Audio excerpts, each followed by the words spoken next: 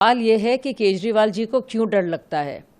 उनको भी अंदाज़ा है कि वो पूरी तरह से संलिप्त रहे हैं और इतने बड़े घोटाले में उनका बाकायदा हाथ है।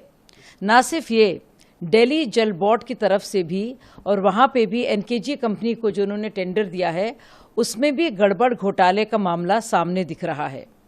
केजरीवाल क्योंकि जानते हैं कि उनकी वॉच पर नाक तले और उनके द्वारा ये सारे कांड हुए हैं, इसलिए वो घबरा रहे हैं और इसीलिए वो समन जब पेश किए जा रहे हैं पहले तो बहाने बना रहे हैं।